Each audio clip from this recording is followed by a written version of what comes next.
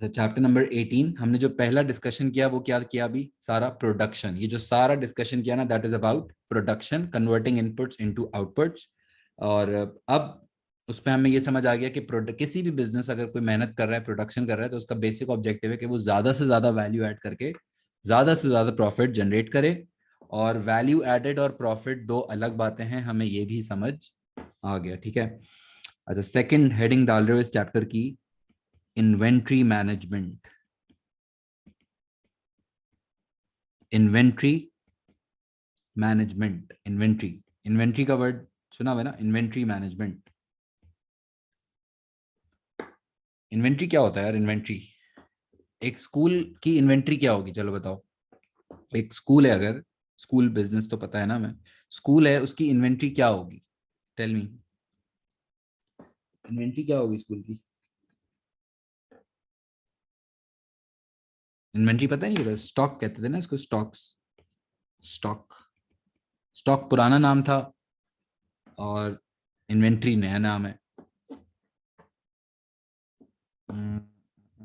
नहीं, नहीं, हाँ नोट्स वगैरह हो सकता है, लेकिन बुक्स आई थिंक हो सकता है। देखो वो चीजें जो इन्वेंट्री वो चीज होती है जो हम वापस बेचने के लिए, goods bought with an intention to resale. जो चीजें आप वापस खरीदने के लिए खरीदते हो, बेसिकली इसको रीसेल करने के लिए खरीदते हो, उसको कहते हैं इन्वेंट्री। मुझे बताओ, क्या स्कूल के अंदर अगर कोई व्हाइट बोर्ड है तो व्हाइट बोर्ड क्या हम रीसेल कर रहे होते हैं स्कूल में? नहीं, स्कूल में हम बेच तो नहीं रहे होते ना, तो व्हाइट बोर्ड तो इन्वेंट्री नहीं है। क्या चेयर्स इन्वेंट्री होगा? जो कुर्सियां वगैरह होती हैं, फर्नीचर होता है, नहीं वो भी इन्वेंट्री नहीं होगा। अ, फिर यूनिफॉर्म, अगर स्कूल, नहीं स्कूल यूनिफॉर्म तो नहीं, वो तो यूनिफॉर्म शॉप्स हो सकती है मे बी, हाँ अगर स्कूल में यूनिफॉर्म बिक रहा है तो फिर मे बी यूनिफॉर्म हो सकता है। ठीक है, और वैसे जो सर्विस बिजनेसेस होते हैं ना, सर्विस, क्योंकि स्कूल और education is service industry right, तो सर्विस बिजनेस के अंदर जनरली इन्वेंट्री बहुत कम होती है। अब जैसे स्टेशनरी शॉप में जाओगे तो वहां जो स्टेशनरी पड़ी हुई है वो सारी इन्वेंट्री है, लेकिन एक स्कूल के अंदर शायद स्टेशनरी तो इस्तेमाल करने के लिए है। समझ आया? हाँ मे बी अगर कोई अगर स्कूल आपको कोई चीज बेच रहा है तो फिर वो इन्वेंट्री में हम क्लासिफाई कर सकते हैं, यस। लेकिन कॉन्सेप्ट ये है कि वो चीजें जो हम वापस बेचने के लिए खरीद रहे होते हैं या मैन्युफैक्चर कर रहे होते हैं ताकि हम वापस बेच सकें। और तीन तरह की इन्वेंट्री होती है। एक को हम कहते हैं रॉ मटेरियल, एक को हम कहते हैं वर्क इन प्रोग्रेस। एक हो गया रॉ मटेरियल, दूसरे को कहते हैं work in progress, and third type को हम कहते हैं फिनिश्ड, फिनिश्ड गुड्स। तीन तरह की होती है इन्वेंट्री, सही है। स्टॉक तीन तरह का होता है, raw material, work in progress and finished goods. Difference पता है ना? अगर हमारा शर्ट्स का बिजनेस है, अगर हमने कपड़ा खरीदा हुआ है, कॉटन यार्न है basically, so that yarn will be classified as raw material inventory. क्या रॉ मटेरियल, अब बहुत टेक्निकल हो जाएगा वैसे ये बातें, अगर आप सुनोगे सही से तो बिल्कुल समझ आएगा। क्या रॉ मटेरियल हम खरीदते हैं तो क्या उसमें पैसे लगते हैं, या रॉ मटेरियल हमें फ्री मिलता है? रॉ मटेरियल के पैसे, कॉस्ट होती है कोई? Is there a cost to buy raw materials? Yes definitely yes, obviously, free, free में कौन देता है? रॉ मटेरियल आपने खरीदा, सही है, फिर वो रॉ मटेरियल आपने वेयरहाउस में रखा है अगर, तो वो भी इन्वेंट्री है। फिर वेयरहाउस, या आपको मैं चलो एक स्टोरी, छोटी सी स्टोरी सुनाता हूँ, अगर आपको ये समझ आ गया ना तो आप बहुत बहुत फिट मतलब डिस्कशन कर सकोगे। थोड़ी सी छोटी सी स्टोरी है, यूं समझो कि एक बंदा है, ठीक है, इस बंदे का नाम है मिस्टर ए। क्या नाम है? मिस्टर ए, सही है। इस इंसान ने जो है वो ये करता है बिजनेस, बिजनेसमैन है, एंटरप्रेन्योर है। और इसका पता है किस चीज का बिजनेस है इसका? चलो, शर्ट्स का ही बिजनेस है। किस चीज का बिजनेस है? शर्ट्स का। मेरे जैसे इस तरह शर्ट्स है ना, इस तरह शर्ट्स बेचता है ये। आ, तो अब ये क्या करता है, सबसे पहले जाता है सप्लायर के पास, सही है, गया सप्लायर के पास, और सप्लायर से क्या खरीदा उसने? कपड़ा खरीदा, raw material, cotton yarn, he purchase raw material. And इसने खरीदा है कितना कपड़ा पता है? ऐसे क्या एग्जांपल दूं, 1 टन या 5 टन ऑफ क्लोथ, ठीक है, कपड़ा खरीदते ना, ऑब्वियसली बड़ी क्वांटिटी में खरीदते हैं। अब 5 टन ऑफ इसने कपड़ा खरीद लिया है, ब्लैक कलर का, इस तरह का, ग्रे कलर का। और अब ये रॉ मटेरियल को इसने क्या किया, परचेज करके गाड़ी में किया लोड, और गाड़ी ले गया वो कहाँ पे, स्टॉक ट्रांसपोर्ट भी तो होगा ना, फिर वो ले गया वेयर हाउस। अब वेयर हाउस पता है, गोदाम कहते हैं ना जिधर आप स्टॉक मेंटेन करते हैं। अच्छा, फिर उसने वहां से जो गाड़ी है बेसिकली उससे अनलोड करके वेयर हाउस में उसने स्टॉक लोड किया। और क्या वेयर हाउस चलाने की कोई कॉस्ट है? ये जो आप वेयर हाउस मेंटेन करते हो, क्या इसकी कोई कॉस्ट है? हाँ, वेयर हाउस के अंदर क्या क्या कॉस्ट है? रेंट, गुड रेंट देना होता है, सिक्योरिटी की कॉस्ट होती है, बेसिक यूटिलिटीज होती हैं, और मेंटेनेंस, सफाई वगैरह, क्लीनिंग एक्सपेंसेस होते हैं। बहुत सारे खर्चे होते हैं वेयर हाउस चलाने के। हाँ।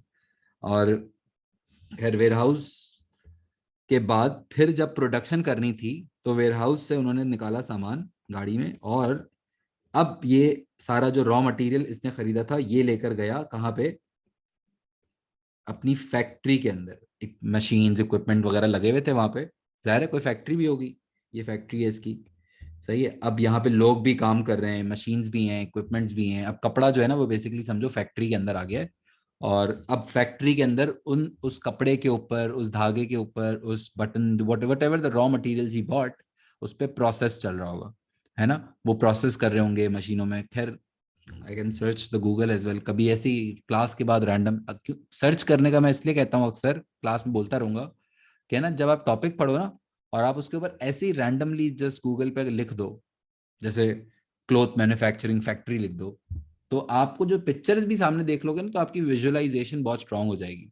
और आप जब आंसर लिख रहे होते हो ना, तो एग्जामिनर ये चेक कर रहा होता है कि आप सिर्फ रट्टा लगा के बैठे हो, या you actually know what you are talking about. इतनी मैं स्टोरी जो सुना रहा होता हूँ ना, इसका मकसद ये है कि आप समझो business. It's it's not just about कि आप इन्वेंट्री की डेफिनेशन याद कर लोगे तो ग्रेड आ जाता है, ऐसा नहीं होता।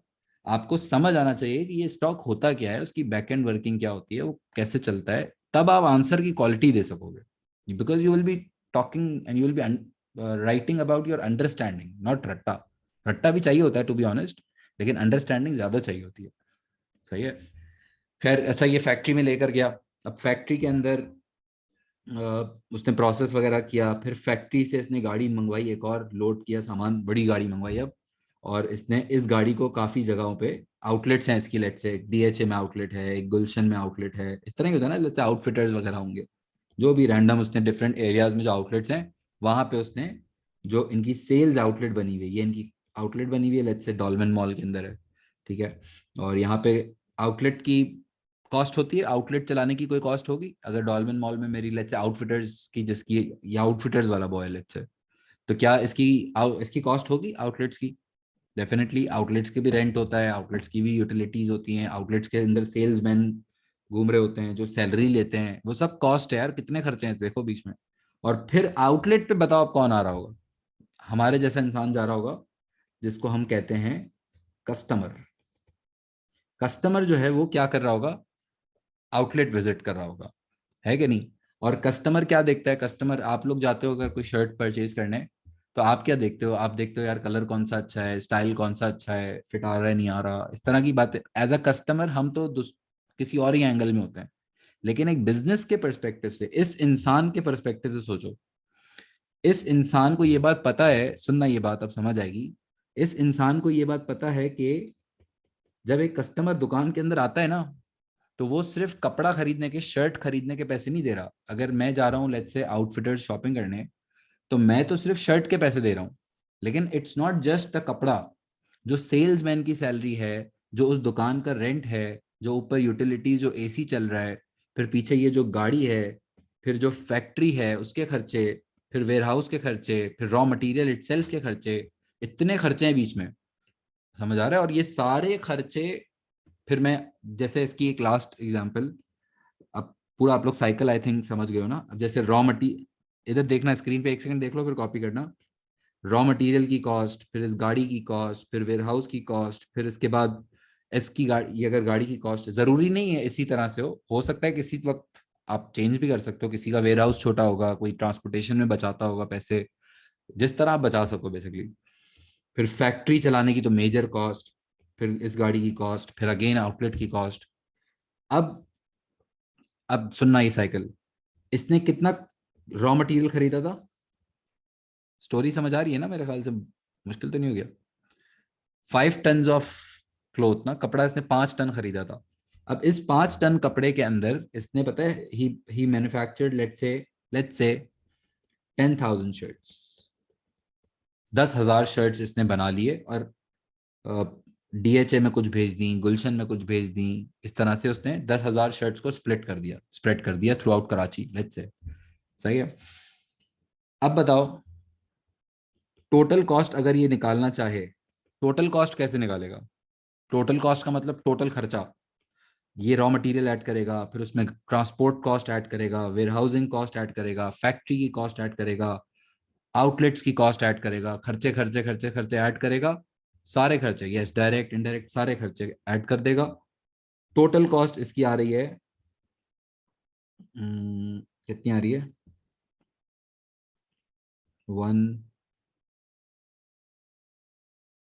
1 सेकेंड, 1 मिलियन कर दें? कुछ भी कर सकते हैं, तुक्के लगा रहे हैं, मतलब मैं सिर्फ वो देख रहा था। नहीं, थोड़ी ज्यादा कर देते हैं, मुनासिब कर देते, 10 मिलियन। सही है। 10 मिलियन की इसकी कॉस्ट आई है, बड़ा भाई बड़ा खर्चा किया है। सही है। यानी इसने 10 मिलियन, 10 मिलियन खर्च किया है, ₹10 मिलियन, 1 करोड़ रुपए बेसिकली। सही है। 1 करोड़ रुपए इसने पूरा प्रोसेस प्रोसेस में लगा दिया। और कितनी शर्ट्स बनी है? 10,000। क्या हम कॉस्ट पर शर्ट निकाल सकते हैं? कॉस्ट पर शर्ट, एक शर्ट की क्या कॉस्ट आ रही है? एक शर्ट की कॉस्ट निकाल सकते हैं? हाँ भाई, एक शर्ट की कॉस्ट डिवाइड करके कितनी हो जाएगी? समझ आ रहा है क्या कह रहा हूं मैं? यानी कि एक शर्ट की जो कॉस्ट आ रही है वो 1,000 रुपए आ रही है। सही है। इसको, इस 1,000 रुपए को हम कहते हैं एवरेज कॉस्ट। क्या कहते हैं? Average cost. एवरेज कॉस्ट का मतलब होता है कि एक यूनिट, एक शर्ट आपको कितना कॉस्ट कर रही है। और ये 1,000 रुपए में क्या सिर्फ रॉ मटेरियल की कॉस्ट है, सिर्फ कपड़े की कॉस्ट है, सिर्फ बटन की कॉस्ट है? नहीं, इस 1,000 रुपए में आपके सामने ये पूरा प्रोसेस है ना, जो इसको कहते हैं, पूरा जो प्रोडक्शन आपने चलाई है इतना बड़ा, उस सब की कॉस्ट ऐड किया आपने। और अब अगर हम सेलिंग प्राइस रखें, अब हम जब इसको सेल करेंगे तो कितने का सेल करें, तुम लोग बताओ, कितने का बेचना चाहिए? तुम लोग का बिजनेस है ये मिस्टर है, तुम लोग हो। अब कितने का सेल करें हम इसको? अब बताओ, तुम लोग अपने जहनों से बताओ। 1,500, 1,250, 2,000, 2,500, वॉट एवर, 1,700। सही है। ऐसा भी कर सकते हैं कि उसको हमने ऐसा शशके वाला ब्रांड बना दिया है। और जो बात है, आप लोग कभी अगर इस तरह डॉलमेन में और शॉपिंग की कभी एक्सपीरियंस, तो 2,000, 2,500 तो इट्स लाइक नॉर्मल ना। फिर आप महंगे पे भी जा सकते हो उसमें, और भी सस्ते पे भी जा सकते हो, जो बात है। लेकिन अगर इस तरह के ब्रांड्स की हम एवरेज प्राइस पे बात करें तो 2,500, 3,000, 2,000, 2,500, 3,000 रुपए दे चार्ज। सही है। वैसे 1,000 रुपए की कॉस्ट नहीं होती, मैं सच बताऊं, उनकी 1,000 की भी कॉस्ट नहीं होती, प्रैक्टिकली स्पीकिंग। बहुत नॉमिनल कॉस्ट होती है। मे बी जो चीज़ हम 2,500, 3,000 की खरीद रहे होते हैं, वो 500, 600 की एवरेज कॉस्ट होता है। लेकिन डेफिनेटली उसकी फिर ब्रांडिंग की भी एक कॉस्ट है ना, वो ब्रांड इतना क्रिएट किया हुआ है कि कस्टमर उसको पे कर रहा है। समझ आ रहा है? अब अगर हम चाहें तो हम ऐसा भी कर सकते हैं कि हम 3,000 की सेलिंग प्राइस लगाएं। अब वो डिपेंड करता है कि आप उसको मार्केट कैसे करते हो। देखो, अब, हाँ, कॉस्ट भी मैं सोचता हूँ प्राइस सेट करने से पहले। ये मुझे पता चल गया, कम से कम 1,000 तो 1,000 से नीचे नहीं आ सकते। सही है। अब उसके बाद फिर बिजनेस टू बिजनेस वेरी करता है। कोई जो है ना, वो थोड़ा सा प्रॉफिट रख के आगे बेच सकता है, कोई ज्यादा प्रॉफिट रखता है, लेकिन फिर वो ब्रांड नेम के ऊपर वर्किंग करता है। अब वो डिपेंड करता है कि आपकी मार्केट किस तरह की है, आप किस तरह की ऑडियंस को बेचना चाह रहे हो। सही है। वो बिजनेस टू बिजनेस वेरी कर जाएगा। लेकिन हम ऐसा भी कर सकते हैं कि 3,000 की हमने सेलिंग प्राइस लगाई और हमने लगाया 30% ऑफ। ऐसे भी कर सकते हैं। तो ये शर्ट हम कितने का बेच रहे हैं? 2,100 रुपए का मिल रहा है। अभी कस्टमर भागता बजा रहा है कि भाई करते हो ना इसे, कि भाई पैसे बच रहे हैं, सेलिंग प्राइस और ये वो डिस्काउंट लगा हुआ है, आपने पागल बना दिया बेसिकली। बेसिकली अभी भी आप प्रॉफिट में हो, but you are just playing with that psychology. ये भी होता है। समझ आ गया मेरे ख्याल से गेम, प्रोसेस समझ आया, how the inventory rolls, how the inventory moves within the business. अच्छा देखो, गुड गुड क्वेश्चन। इन्वेंट्री तीन टाइप्स की होती है ना, raw material, work in progress and finished goods, ठीक है। तो अब जो इसने ये बेसिक कपड़ा वगैरह खरीदा, यहाँ पे जो इन्वेंट्री है ना, इधर हम कह सकते हैं कि ये रॉ मटेरियल है, ठीक है, जो बेसिक कपड़ा पड़ा हुआ है, धागा पड़ा हुआ है।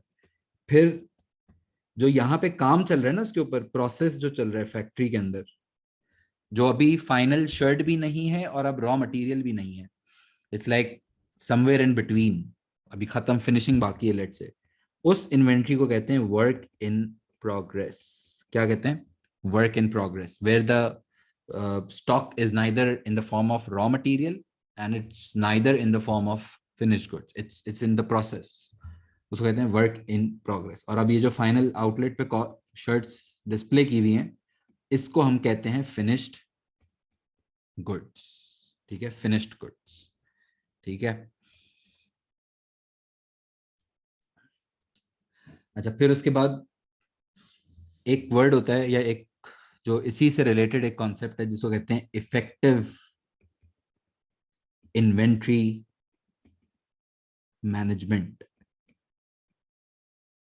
इफेक्टिव इन्वेंट्री मैनेजमेंट, इफेक्टिव का मतलब, इफेक्टिव इन्वेंट्री का मैनेजमेंट होता है, जैसे एक ये जो इफेक्टिव का वर्ड है ना, इफेक्टिव, इफेक्टिव का मतलब क्या होता है? इफेक्टिव का कैसे पता चलेगा ये क्लास इफेक्टिव है या क्लास इफेक्टिव नहीं है?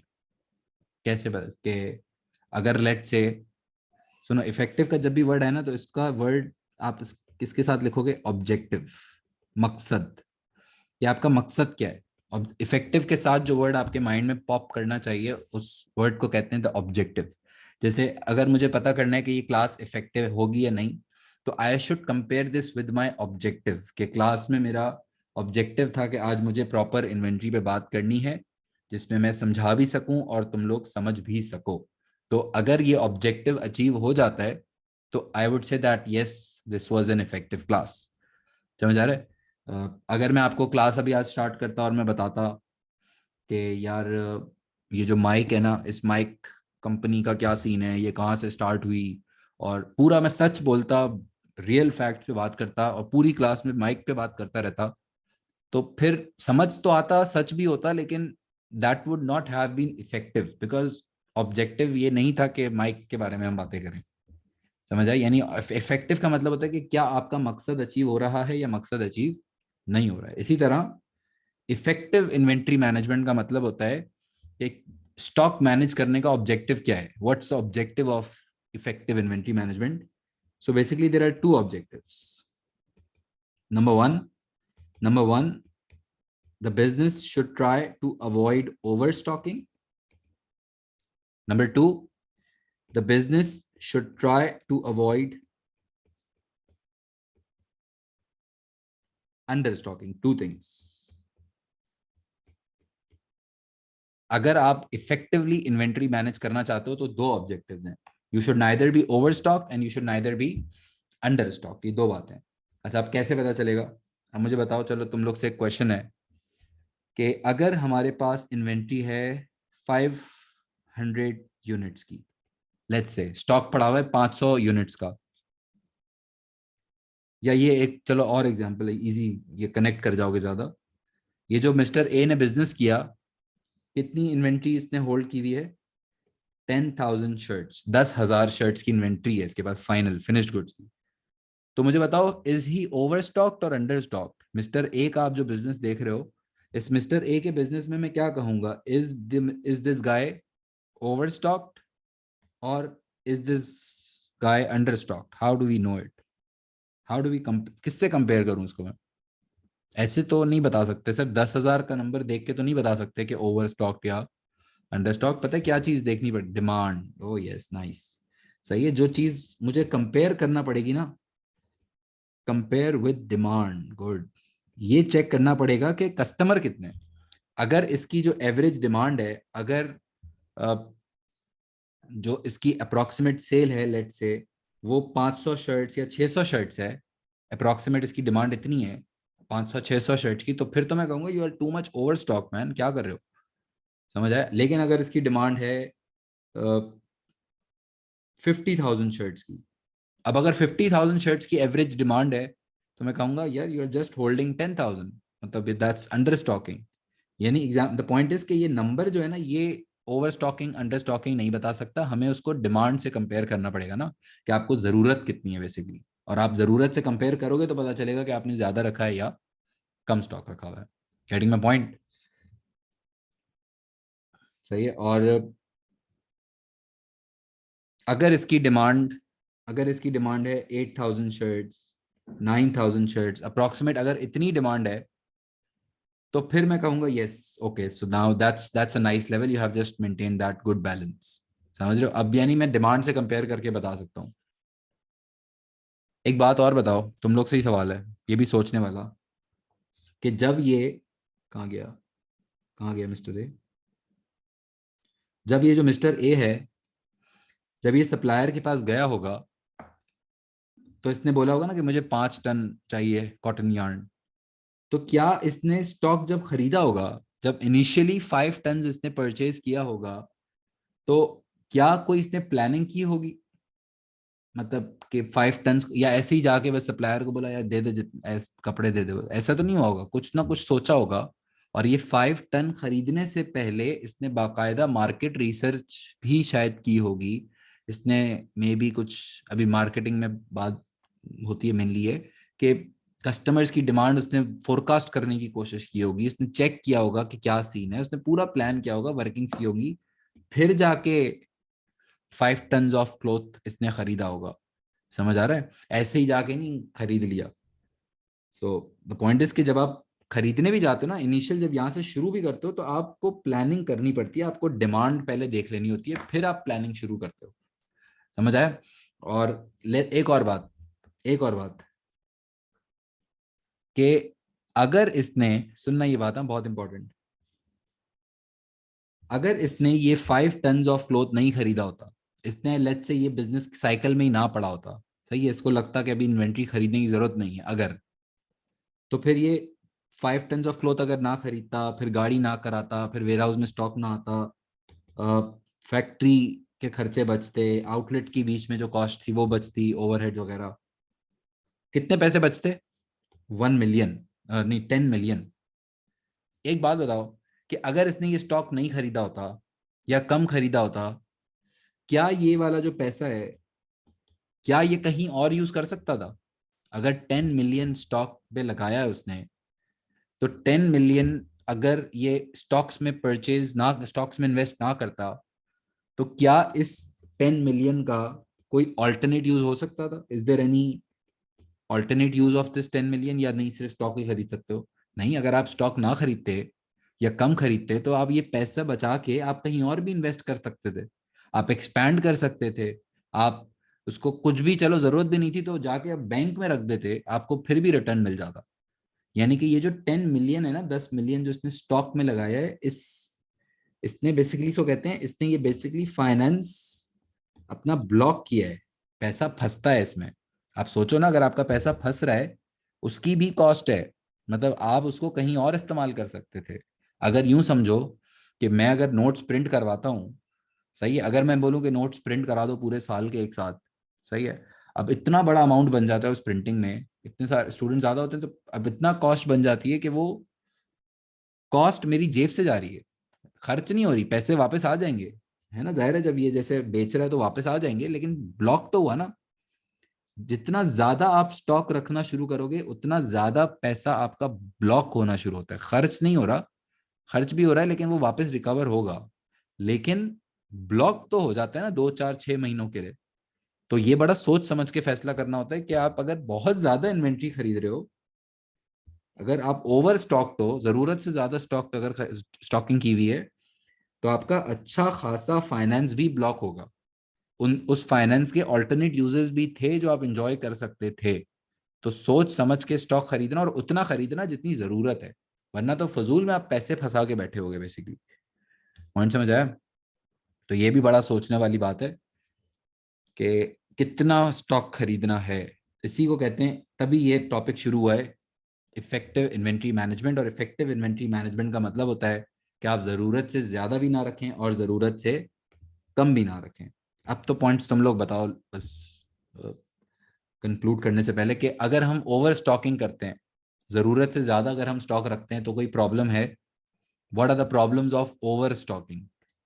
क्या प्रॉब्लम्स होंगे अगर मैं ज़रूरत से ज़्यादा? एक तो यही हो गया कि फाइनेंस विल बी ब्लॉक्ड, और इसको आगे ब्रैकेट में लिख सकते हो अपॉर्चुनिटी कॉस्ट। सही है, जो आप उसको ऑल्टरनेट यूज करते, जो कहीं और इन्वेस्ट करके ही पैसे कमा लेते। सही है। स्टोरेज कॉस्ट आपकी बढ़ जाती हैं। अगर आप बहुत ज्यादा स्टॉक होल्ड करोगे तो आपकी स्टोरेज कॉस्ट भी ज्यादा हो जाती है।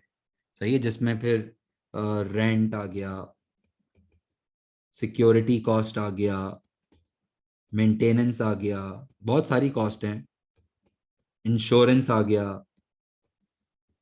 ये सब को हम स्टोरेज कॉस्ट ही कहते हैं। ठीक है, ये अलग अलग पॉइंट नहीं है, एग्जाम में अलग अलग नहीं लिखना कि रेंट बढ़ जाएगा, इंश्योरेंस बढ़, इसको बस एक कहते हैं, स्टोरेज कॉस्ट बढ़ जाएगा। ठीक है। और damage, nice point, chances of stock getting damaged. सही है, डैमेज भी हो सकता है अगर कोई ऐसा प्रोडक्ट है जो मे बी टेक्नोलॉजी प्रोडक्ट है या फैशन प्रोडक्ट है, तो वो आउटडेट भी हो सकता है, जिसको कहते हैं ऑब्सोलीट। ऑब्सोलीट हो सकता है, कस्टमर टेस्ट चेंज हो सकते हैं, तो इससे हमें हमें कोई प्रॉब्लम होगा? अब जाहिर है, अगर ऑब्सोलीट हो गया, आपने शर्ट्स बनाया, अब वो लेट्स से ट्रेंड आउट हो गया, तो हो सकता है वो फिर उतना स्पीड में ना बिके या स्लो बिके, या शायद आपको अब सेल लगानी पड़ेगी, या वो उतनी प्राइस पे ना बिके, है ना। मे बी अगर खराब हो जाता है तो फिर वेस्ट हो जाएगा। तो उसकी कॉस्ट सोच समझ के देख लेना भाई, बहुत ज्यादा स्टॉक नहीं रखते। और अगर हम अंडर स्टॉक करते हैं, जरूरत से कम अगर हम स्टॉक रखते हैं, तो कोई प्रॉब्लम है? अगर हम अंडर स्टॉक में, मतलब जरूरत का भी स्टॉक नहीं है अगर हमारे पास, तो कोई प्रॉब्लम है? यस, प्रॉब्लम बिल्कुल होगा। सबसे पहले लॉस्ट सेल्स। लॉस्ट सेल्स का मतलब होता है that customers may have to be customers may have to be turned away। मना करना पड़ेगा यार, और ये प्रॉब्लम है। अगर कस्टमर को आप मना कर रहे हो तो आप अपनी सेल लूज कर रहे हो, अपना प्रॉफिट लूज कर रहे हो। Maybe your customer will go to a competitive business now, and obviously जब आपके पास उसको प्रोडक्ट नहीं मिल रहा, तो वो that customer might look for an alternate और अ सब्स्टिट्यूट प्रोडक्ट। और अगर आप कंपेटिटर को फीड कर रहे हो ना एक तरह से, तो हो सकता है कल को वो बिजनेस ही समझ आ गया उसको, वो चला गया, फिर तो लॉयल्टी भी खराब हो जाएगी। ठीक है, गुड पॉइंट। एक तो ये कि आपकी सेल पे अफेक्ट आ सकता है, और दूसरा जो प्रॉब्लम है, दूसरा हो सकता है प्रोडक्शन स्टॉपेजेस। प्रोडक्शन स्टॉपेजेस मतलब कि अगर आपके पास बहुत कम स्टॉक है, लेट्स से रॉ मटेरियल कम है, लेट्स से कपड़ा आपके पास खत्म हो गया, धागा आपके पास खत्म हो गया, बटन आपके पास खत्म हो गए, लेट्स से ऐसी एग्जांपल दे रहा हूँ। अगर आपकी जो रॉ मटेरियल की इन्वेंट्री है वो सही से मैनेज ना हुई, तो पता चला फैक्ट्री में, आप सोचो ये सिचुएशन सोचो, बहुत बस लास्ट पॉइंट है समझने का, कि फैक्ट्री के अंदर आपने, आपके पास सब कुछ, मशीनें भी लगी हुई हैं, लोग भी काम पे आए हुए हैं, लेकिन मिस्टर ए का ही बिजनेस है, कपड़ा खत्म हो गया, कपड़ा खत्म है, बैठे हुए हैं, फारिग बैठे हुए हैं। मतलब ये प्रॉब्लम कितना खतरनाक प्रॉब्लम है कि आपके पास रॉ मटेरियल या कपड़ा खत्म हो गया। और अंडर स्टॉकिंग का ये बड़ा प्रॉब्लम होता है कि आपकी प्रोडक्शन के बीच में जो है ना रुकावटें आना शुरू हो जाती हैं, और ये बड़ा प्रॉब्लम है, बड़ा मेजर मेजर प्रॉब्लम है, क्योंकि उसकी जो बीच की कॉस्ट है ना, फारिग वक्त, ये फारिग वक्त को कह सकते हो, अगर याद रख सकते हो तो बहुत अच्छी बात है। बहुत ही इसकी वेटेज है वर्ड की। इसको कहते हैं आइडल टाइम। आइडल टाइम मतलब फारिग, आइडल को उर्दू में कहते हैं फारिग वक्त। सही। अब वो फारिग वक्त की भी एक कॉस्ट है ना, लो एम्प्लॉयज को तो शायद हम टाइम के पैसे दे रहे हैं शायद, तो फिर वो कॉस्ट है। फिर बीच का रेंट हमने दिया हुआ है, तो कॉस्ट तो फिर भी आती है आपकी। तो वो फिर फजूल की समझो वेस्टेजेस है ना एक तरह से. So the objective is we should neither be overstocked and we should neither be understocked. We should try to make sure that we are able to maintain the balance, the good and optimum level of inventory. Optimum. वैसे खैर भूल जाओ word, अगर याद रख सकते हो optimum कहते हैं, ऑप्टिमम. सही है.